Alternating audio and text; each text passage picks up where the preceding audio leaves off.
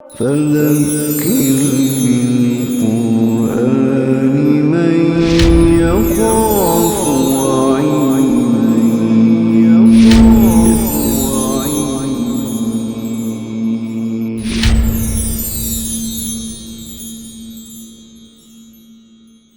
بسم اللہ الرحمن الرحیم۔ مکی صورتوں کا ایک اور سلسلہ اختتام کو پہنچ گیا۔ اس کے بعد کی مدنی صورت جو ہے وہ سورۃ الاحزاب ہے۔ احزاب جمع ہے حزب کی، حزب حزب مانی ہے گروہ۔ یہ کیا ہے کہ نبی اکرم صلی اللہ علیہ وسلم کی سیرت کا ذرا ایک جائزہ لیجئے کہ ہم سیرت النبی میں کہاں کھڑے ہیں۔ نبی اکرم صلی اللہ علیہ وسلم پر وحی کا آغاز ہوا جب آپ کی عمر مبارک 40 سال کی تھی۔ 10 سال نبی اکرم صلی اللہ علیہ وسلم نے مکے میں دعوت دی، آپ کے ساتھیوں پر جسمانی تشدد ہوا، لیکن نبی اکرم صلی اللہ علیہ وسلم پر کوئی باقاعدہ تشدد قریش نہیں کر سکے۔ 2 واقعات جو ملتے ہیں ابو جہل کے، وہ انسٹنٹینیس واقعات ہیں، لیکن باقاعدہ اجتماعی طور پر اس کے خلاف، آپ کے خلاف کوئی ایکشن لے سکے ہوں قریش نہیں لے سکے۔ اس لیے کہ بنو ہاشم کا سردار ابو طالب نبی اکرم صلی اللہ علیہ وسلم کی پشت پر تھا۔ وہ ایک ideal and classical head of the family تھا، اور ہیڈ آف دا فیملی کا یہی کردار ہے کہ اپنے خاندان کے بچے کی وہ حمایت کرے، خواب لڑکے نے کچھ بھی کیا ہو۔ میں نے مثال دی تھی کہ آپ کسی دیہات کے یا سببز کے تھانے میں چلے جائیں، یہاں ارد گرد دیہات لگتے ہیں، مدینہ ٹاؤن کے تھانے میں نہ جائیں جہاں تو معلوم ہی نہیں ہوتا کہ یہ تھانہ ہے۔ آپ ذرا باہر کے تھانوں میں جائیں، وہاں پر ہر وقت آپ کو ایک کثیر تعداد لوگوں کی نظر آتی ہے۔ ایک گاڑی آتی ہے پولیس کی ایک ملزم کو پکڑ کر، اور پھر آنن فانن 10 20 50 100 بندہ جو ہے تھانے میں پہنچ جاتا ہے۔ یہ کون لوگ ہوتے ہیں؟ یعنی جس خاندان کا بچہ، جاٹوں کا، راجپوتوں کا، رائیوں کا، گجروں کا، جن کا بچہ جو ہے وہ پکڑا گیا، جن کا آدمی پکڑا گیا، وہ سارے اس کے پیچھے ہیں۔ شہر میں ایسا نہیں ہوتا۔ اب نبی اکرم صلی اللہ علیہ وسلم کی پشت پر بنو ہاشم تھے، اور قریش نے پورا زور لگایا ابو طالب کو کہ یہ تمہارا لڑکا جو ہے محمد صلی اللہ علیہ وسلم، یہ ہمارا مجرم ہے، اس کو ہمارے حوالے کرو۔ ابو طالب نے کہا ہو ہی نہیں سکتا، نو وے۔ پھر قریش نے اجتماعی طور پر فیصلہ کیا کہ ایسے نہیں مانے گا ابو طالب، اس کو دھمکی دیتے ہیں ہم۔ تو انہوں نے دھمکی دی، اگر محمد کو تم ہمارے حوالے نہیں کرتے تو ہم تمہارے پورے خاندان کا بائیکاٹ کر دیں گے۔ ابو طالب نے کہا کر دو، اور شاید تاریخ انسانی کا سب سے لمبا بائیکاٹ ہوا۔ 3 سال تک بنو ہاشم کو ایک تنگ گھاٹی کے اندر قید کر دیا گیا۔ ادھر بھی اونچا پہاڑ، ادھر بھی اونچا پہاڑ، ادھر بھی پہرا، ادھر بھی پہرا۔ صرف ایک اللہ کا نیک بندہ وہ غلے سے بھرا ہوا اونٹ لا کر قریب چھوڑ دیتا تھا۔ اب چونکہ وہ انفلوئنشل آدمی تھا تو اس کو روک نہیں سکتے تھے، لیکن وہ بھی اتنی جرت نہیں کر سکتا تھا کہ قریش کے الرغم وہ اندر جا کے غلہ دے کے آئے۔ اونٹ چھوڑ دیتا تھا، اونٹ چرتا چرتا جو ہے وہ خود ہی اندر چلا جاتا تھا اور ان کو کچھ غلہ مل جاتا تھا۔ اور حضرت ابوبکر کی بیٹی اسماء بنت ابی بکر بکریوں کا دودھ دو کر دے جاتی تھی بچوں کے لیے۔ اور حضرت خدیجہ رضی اللہ تعالی عنہا، دیکھیے حضرت ابوبکر بھی بنو ہاشم میں سے نہیں تھے، اور حضرت خدیجہ بھی بنو ہاشم میں سے نہیں تھی، لیکن ان دونوں نے رسول اللہ صلی اللہ علیہ وسلم کے ساتھ وفاداری اختیار کی، اور آپ کے ساتھ یہ اس تنگ گھاٹی میں آئے۔ لہذا حضرت خدیجہ کا بھتیجا بھی ہے نا کچھ اس کے پاس پلی کہ نہیں میں اپنی پھوپھ کے لیے لے کے جا رہا ہوں، وہ ہاشمی نہیں ہے۔ اور حضرت ابوبکر کی بیٹی بھی کہہ رہی ہے کہ میں اپنے باپ کے لیے لے کے جا رہی ہوں، وہ بھی ہاشمی نہیں ہے۔ باقی کچھ نہیں کیا اندر۔ 3 سال تک محرم سن 7 نبوی سے لے کر محرم سن 10 نبوی تک خاندان بنو ہاشم کا بائیکاٹ کیا گیا. سن 10 نبوی میں یہ بائیکاٹ ختم ہوا تو باہر آتے ہی نبی اکرم صلی اللہ علیہ وسلم کو 2 صدمے دیکھنا پڑے. ابو طالب کا انتقال ہوا اور حضرت خدیجہ رضی اللہ تعالی عنہا کا انتقال ہوا. ابو طالب کے انتقال کے بعد ابو لہب خاندان کا سربراہ بن گیا. اب یہ میں نہیں کہہ سکتا کہ اس میں کوئی شرارت تھی یا صحب ہو گیا کہ آج بھی جہاں قبائل ہیں جنوبی پنجاب میں، سندھ میں، کوئی بڑا وڈیرا مرتا ہے تو اس کی جگہ پھر نیکسٹ کسی کی دستار بندی ہوتی ہے. یہ عثمان بردار صاحب جب نئے نئے وزیر اعلیٰ بنے تھے تو ان کے والد کا انتقال ہوا تو اخبار میں تصویر آپ نے بھی دیکھی ہوگی کہ ان کی دستار بندی ہوئی ہے بطور خاندان کے سربراہ کے. تو آج سے 1400 سال پہلے ابو طالب کے مرنے کے بعد کیسے ہو سکتا ہے کہ بنو ہاشم نے اپنا کوئی سرداری نہ چنا ہو؟ ابو لہب خاندان کا سربراہ بنا اور اس نے نبی اکرم صلی اللہ علیہ وسلم کو خاندان بنو ہاشم سے نکال دیا. اب بنو ہاشم میں سے نکلے تو قریش میں سے نکل گئے. اب جب قریش میں سے نکل گئے تو آپ مکے میں نہیں رہ سکتے، اس لیے مکے میں یا کوئی کرشی رہ سکتا ہے یا کرشی کا غلام یا اس کا حلیف. تو آپ اپنے آزاد کردہ غلام زید ابن حارثہ کے ساتھ مکے سے باہر نکل آئے اور باہر سے آپ نے ان کو بھیجا 2-3 سرداروں کی طرف کہ مجھے پناہ دے دو. انہوں نے پناہ نہیں دی تو آپ طائف تشریف لے گئے. وہاں 3 بھائی تھے اچھی ریپیوٹ والے. تو وڈیرا جتنا مرضی اچھا ریپیوٹ والا ہو، انڈر سے وڈیرا ضرور ہوتا ہے.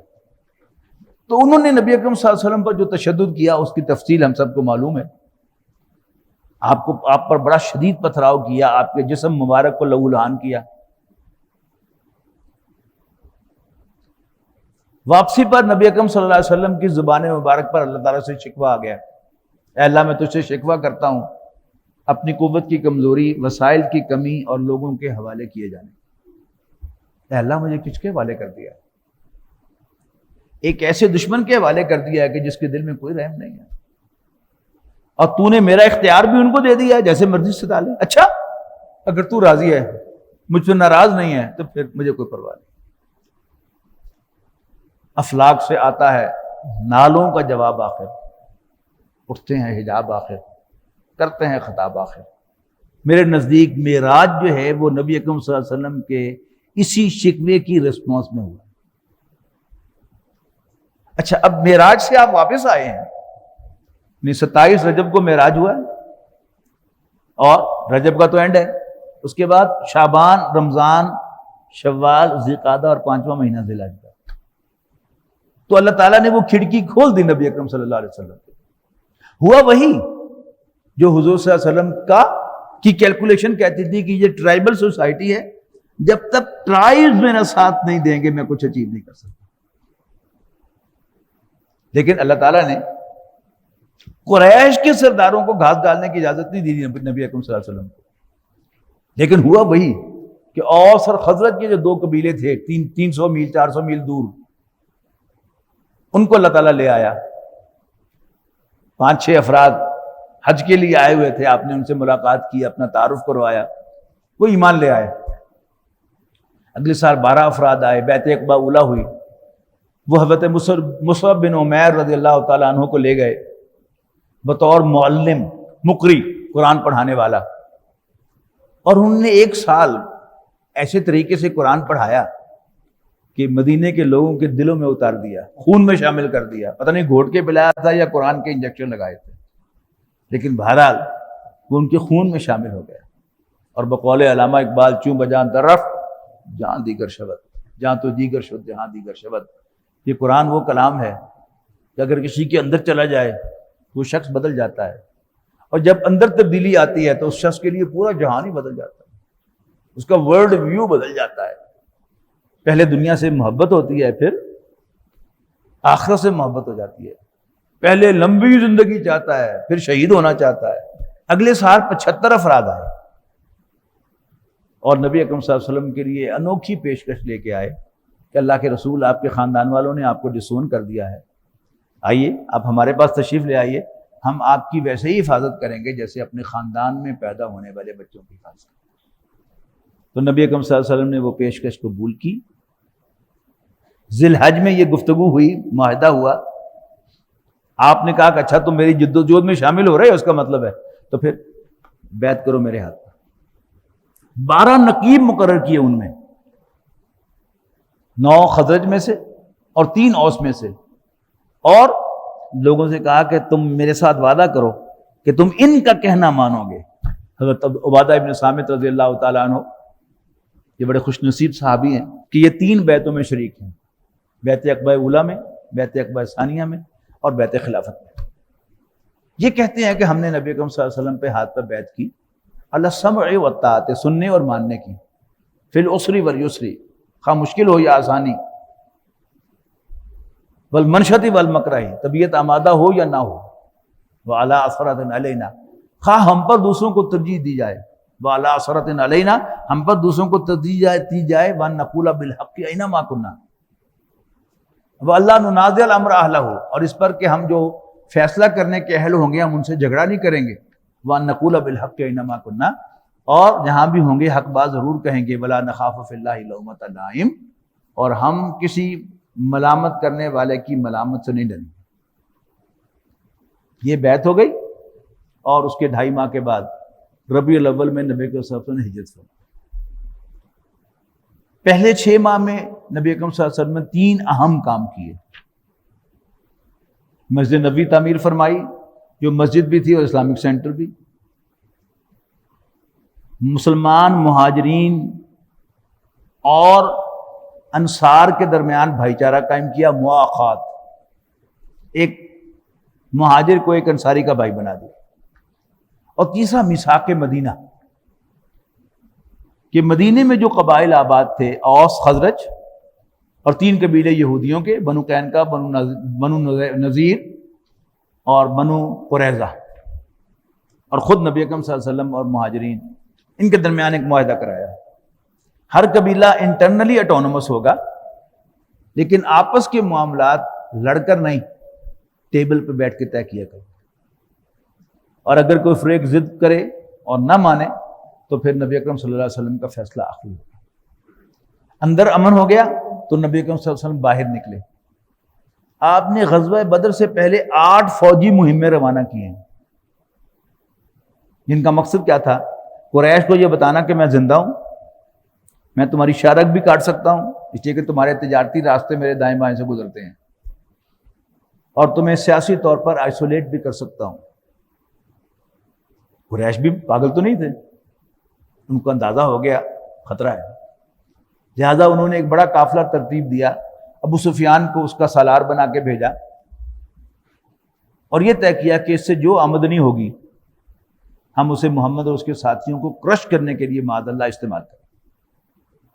نبی اکرم صلی اللہ علیہ وسلم کو اس قافلے کی بھی خبر ہو گئی، اور باقی عربوں کے لیے قریش پیر زادے تھے، بڑے مقدس تھے، کعبے کا متولی تھے، لیکن نبی اکرم صلی اللہ علیہ وسلم اور آپ کے ساتھیوں کے لیے یہ نجس تھے، پلید تھے، ناپاک تھے، لہذا نبی اکرم صلی اللہ علیہ وسلم نے اس قافلے کا پیچھا کرنے کا پروگرام بنایا۔ اللہ تعالیٰ کو منظور نہیں تھا، اللہ تعالیٰ نے حضور صلی اللہ علیہ وسلم کو نکال تو لیا مدینے سے باہر، لیکن قافلہ 2 دن پہلے آگے نکل گیا، آپ نے وہیں قیام فرمایا۔ ابو سفیان کو بھی خبر مل گئی، یہ میں نہیں جان سکا کیسے ملی، کوئی انٹرنیٹ نہیں تھا، کوئی ریڈیو نہیں تھا، کوئی ٹی وی نہیں تھا، کوئی اخبارات نہیں تھے۔ ابو سفیان کو پتہ چل گیا کہ محمد نے میرا پیچھا کیا ہے صلی اللہ علیہ وسلم۔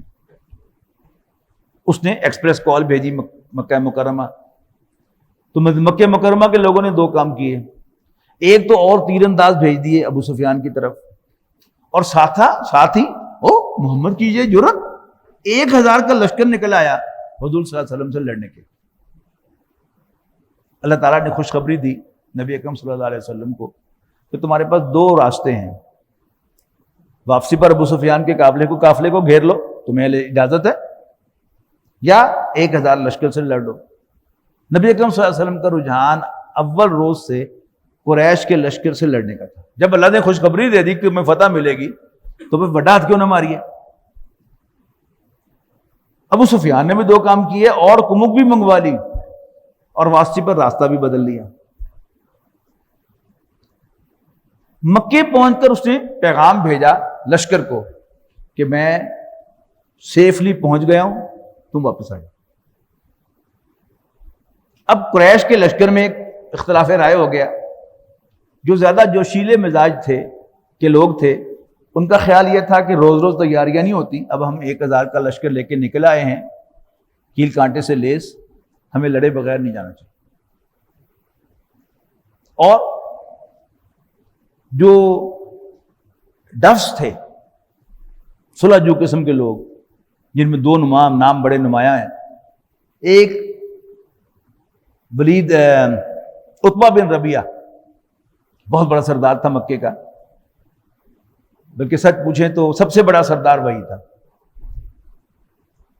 اس نے کہا کہ دیکھو ہمیں محمد کو عرب کے حوالے کر دینا چاہیے.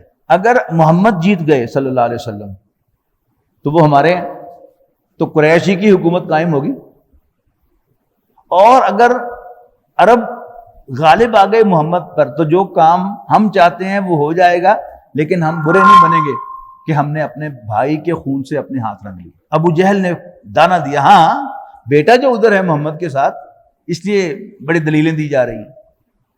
اور ساتھ ہی دوسری شرارت یہ کی کہ وہ جو 8 مہمیں نبی اکرم صلی اللہ علیہ وسلم نے روانہ کی تھی, ان میں ایک مہم آپ نے نخلہ بھیجی تھی.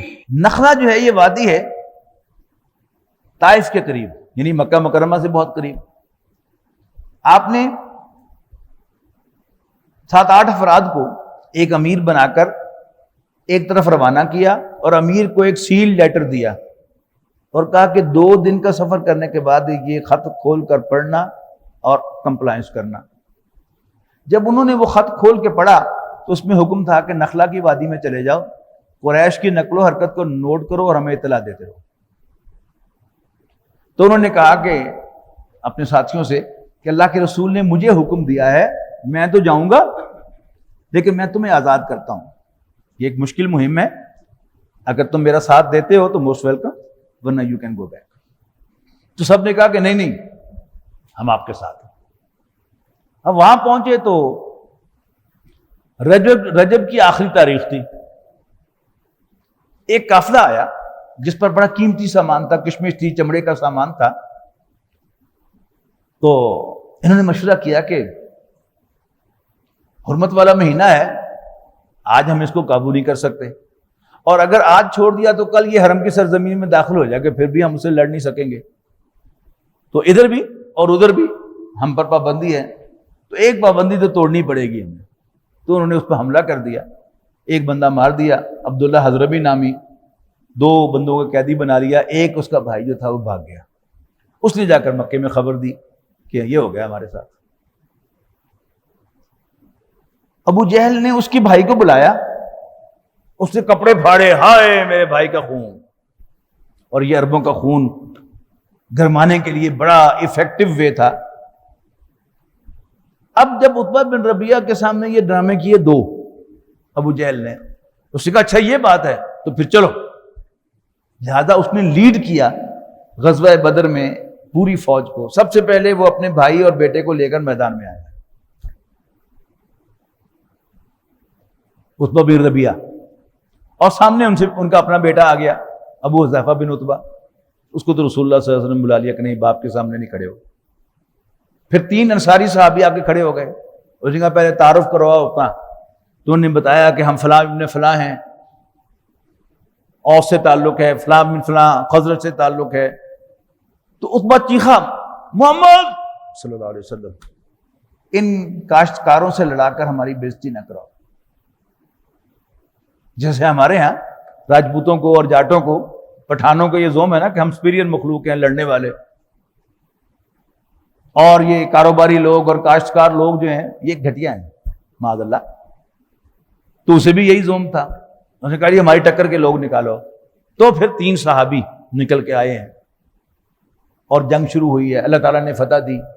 1 سال کے بعد قریش پھر آئے غزوہ احد ہوا، اللہ تعالیٰ نے فوراً فتح دے دی، لیکن جو 50 تیر انداز نبی اکرم صلی اللہ علیہ وسلم نے پہاڑی پر کھڑے کیے تھے، انہوں نے رسول اللہ صلی اللہ علیہ وسلم کی انسٹرکشن کو فالو نہیں کیا یا اس کو نہیں سمجھے، لیکن اپنے امیر کی انہوں نے نافرمانی کی، اترائے نیچے، اور ان کو بڑی بھاری قیمت ادا کرنا پڑی ساری مسلمان کی فوج کو، مسلمان فوج کو۔ فتح شکست میں بدل گئی، 70 صحابہ شہید ہو گئے، ان میں حضرت حمزہ بھی تھے رضی اللہ تعالیٰ عنہ، اور حضرت مصعب بن عمیر بھی تھے رضی اللہ تعالیٰ عنہ۔ نبی اکرم صلی اللہ علیہ وسلم شدید زخمی ہوئے، آپ پر غشی طاری ہوئی، آپ گرے زخم کھا کر، یہ سب کچھ ہوا۔ اس کے بعد سن 4 ہجری میں، یعنی سن 2 ہجری رمضان میں غزوہ بدر ہوا، اس کے 13 ماہ کے بعد شوال سن 3 ہجری میں غزوہ احد ہوا، اور اس کے بعد سن 4 ہجری میں کوئی بڑی جنگ نہیں ہوئی، لیکن چھوٹے مار کے تو بے شمار ہیں، آپ سیرت کی کوئی کتاب اٹھا کے پڑھیں آپ حیران رہ جائیں۔ سن 5 ہجری میں قریش عرب کے سارے قبیلوں کو اٹھا کر لے کے آئے نبی اکرم صلی اللہ علیہ وسلم کا ونس فار آل خاتمہ کرنے کے لیے۔ 10,000 کا لشکر مدینہ کے باہر آ کر ڈیرا ڈالے رہا، لیکن نبی اکرم صلی اللہ علیہ وسلم نے صحابہ کے مشورے سے خندق کھود لی، یعنی مدینہ کے 3 اطراف میں اونچے پہاڑ تھے یا کھجوروں کے باغ تھے، اور کھجوروں کے باغ اگر آپ نے دیکھے ہوں خاص طور پر مدینہ منورہ کے، تو ایک ہی جڑ سے وہ 5-5 6-6 جو درخت نکل رہے ہوتے ہیں، ساتھ ہوں، تو اس میں گزر کون سکتا ہے؟ کوئی گزر نہیں سکتا۔ صرف ایک سائڈ جو تھی وہ اوپن تھی، وہاں پر خندق کھول دی، اور خندق اتنی گہری اور چوڑی تھی کہ تیز رفتار گھوڑا بھی اس کو پھلانگ نہیں سکتا، اور اگر پہلے کو نیچے اترے اور پھر اوپر چڑھے تو سامنے فوج کھڑی ہے، وہ تیر برسائیں گے اور وہیں پر کام تمام ہو جائے گا۔ بڑے پریشان ہوئے دیکھ کر کہ یہ کیا ہے؟ 1 مہینے کا محاصرہ، کہنا آسان ہے، اور 10,000 کا لشکر ہے، تو آپ اندازہ لگا سکتے ہیں کہ اس کی وہ لاجسٹکس کیا ہوں گے۔ یعنی غزوہ بدر سے پہلے نبی اکرم صلی اللہ علیہ وسلم نے ارشاد فرمایا کہ کچھ ذرا قریش کی سنگن لو، تو صحابہ 2 ان کے سپاہیوں کو پکڑ کے لے آئے حضور صلی اللہ علیہ وسلم کی خدمت میں۔ آپ نے ان کو پوچھا کہ کتنے لوگ ہیں؟ انہوں نے کہا جی کوئی اندازہ نہیں ہے۔ آپ نے پوچھا کہ کتنے اونٹ ذبح کرتے ہو؟ انہوں نے کہا جی ایک دن 10، ایک دن 9۔ تو نبی اکرم صلی اللہ علیہ وسلم نے فرمایا کہ اس کا مطلب ہے کہ 1000 کا لشکر۔ اگر 10,000 کا لشکر ہے تو آپ اندازہ لگائیں کہ روز کے 100 اونٹ ذبح ہوتے ہوں گے۔ تو یہ اس کی لاجسٹکس ہے، لیکن پھر اللہ تعالیٰ کی مدد آئی اور راتوں رات وہ لشکر صاف ہو گیا۔ جن لوگوں نے سردی کے 6 مہینوں میں، یا خاص طور پر جو زیادہ شدت والے مہینے ہیں دسمبر، جنوری، فروری، ان میں حج یا عمرے کی سعادت حاصل کی ہے، ان کو اندازہ ہے کہ مدینہ منورہ میں ٹھیک ٹھاک ٹھنڈ ہوتی ہے۔ اب ٹھنڈی رات سردیوں کی، اس میں تیز ہوا چل پڑے، تو جب تھوڑی بہت بھی ہوا چلتی ہے سردیوں کے موسم میں تو ونڈ فیکٹر کا اضافہ ہو جاتا ہے چل میں، اور 3-4 ڈگری کا فرق پڑ جاتا ہے، اور تیز ہوا چلے جس سے خیمے میں اڑ جائیں اور آپ رڑے میدان میں آ جائیں۔ اوپر سے کیا ہوا کہ جب خیمے اڑے تو وہ جو 10,000 کے لیے کھانا پک رہا تھا وہ دیگیں الٹ گئیں اور خیموں کو آگ لگ گئی۔ صبح ہوتے ہوتے سارا میدان صاف ہو گیا۔ یہ غزوہ احزاب کہلاتا ہے۔ اس کے 2 نام ہیں اس غزوے کے۔ غزوہ احزاب اس لیے کہ پورے عرب کے سارے جو قبائل تھے وہ مل کر آئے تھے حملہ کرنے کے، اور چونکہ اس میں نبی اکرم صلی اللہ علیہ وسلم نے خندق کھودی تھی، اس کو غزوہ خندق بھی کہا جاتا ہے۔ اب اس سورہ مبارکہ میں غزوہ احزاب پر تذکرہ ہے، غزوہ احزاب کا تذکرہ ہے اور اسی پر تبصرہ ہے۔ میں نوٹ کروا چکا ہوں پہلے کہ غزوہ بدر پر تبصرہ سورہ انفال میں پڑھ کے آئے ہم، اور غزوہ احد پر تبصرہ سورہ آل عمران میں ہم پڑھ کے آئے۔ اب یہ غزوہ خندق ہے، غزوہ احزاب ہے۔